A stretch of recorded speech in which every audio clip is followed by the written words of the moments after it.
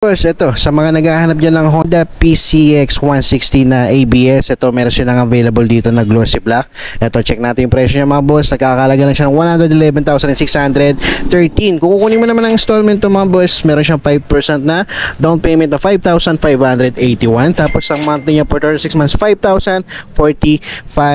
Tapos sa appearance siya mga boss, check natin, no? Pagdating sa fairings na ito dito sa harapan, okay na okay pa siya mga boss. Makinis na makinis pa. Stock visor na dito pa. Tapos sa lens, napakaganda pa, wala pang basag.